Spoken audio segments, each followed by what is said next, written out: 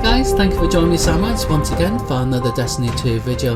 Now the big news coming out from Bungie is the fact that there is officially now a new expansion coming this fall. Looking to the future always brings us back to the past. Can you feel them? I can still hear their voices. Their endless torment reshapes our moon. Nightmares now stalk the surface. Walking shadows, seeking vengeance. Our old fears, they rise again.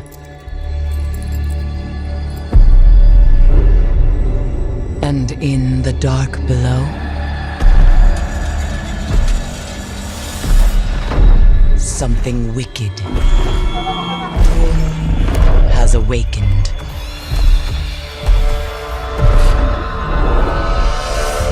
We must bring an end to this suffering. One way or another. So there we go guys, what a fantastic reveal video for us to enjoy, and we now know what it is now, the new expansion. It is official. Destiny 2's new expansion is called Shadowkeep and it's coming out this fall, and we will be returning to the moon because we haven't been there since Destiny 1, and the zone is going to be twice as big for us all to enjoy. And also we'll be checking out the alien infested citadel and much more. And this new expansion actually marks Bungie's huge move from Battle.net and onto Steam, and they plan to introduce a free-to-play model that sees Bungie only charging for the standalone expansions but giving all the year one content for free. Bungie's big move also will be introducing cross-play and cross-save with all the other major platforms, so if you got it on PC and you want to play with your friends on PS4 or even Xbox, you can do without the restrictions that we had not being able to play with friends on cross platforms. And we will be able to save our progress as well, which I like because it allows us to be able to do campaigns together, be able to do some strikes together, even level up characters together, and be able to save them on whatever platform we wish to play Destiny 2 in the future. And also with this new expansion, Destiny 2 Shadowkeep. Now the base game for Destiny 2 is also getting rebranded to Destiny 2 New Light. The new free version is also going to include the year one content that I mentioned before, and also that includes all the missions, activities, rewards and strikes, PvP, dungeons, and as well as the original raid that was there in year one. Bungie have emphasised that Shadowkeep is a standalone expansion, and it's going to be about £30 British money but also $35 US, which to me didn't sound bad whatsoever. You won't need any of the previous expansions to access Shadowkeep. This new expansion also will reconnect players with Era's Morn, which suggests a heavily Hive themed here, because it sounds like the Hive are going to have some sort of impact here to us going back to the moon, and maybe for things around it as well. And as everyone knows, the Hive love the moon. And as always, like any new expansion with any game, you're going to get a new raid, and it will be in the Black Garden. And if you play Destiny 1, you will know that it's very important, this place, and it is obviously a Vexy location. Also in this new expansion, Armor 2.0 is getting introduced. Destiny 2 players will be able to further customise their gear to any previous unlocked mods. You'll be able to get perks that you want on your armor that you want, and no longer have the worry about sacrificing form for function in your build for your guardian. So in other ways, this means that you can basically build your own killing machine or your own guardian to whatever you want without limitations and things like that, and you can add perks and upgrade them and things like that. Artifacts is also coming back in Destiny 2, and if you remember, they were in Destiny 1 briefly, and it gives you, you know, power stats and boosts, making it more customizable for players to change stats, mods and things for their guardian, so they can actually kick ass in the arena or raid, etc. It's also come to light that they're going to also refocus on PvP. Crucible players have actually been complaining quite a bit about the lack of updates and things like that, and they felt that Bungie hadn't focused on PvP as much as the rest.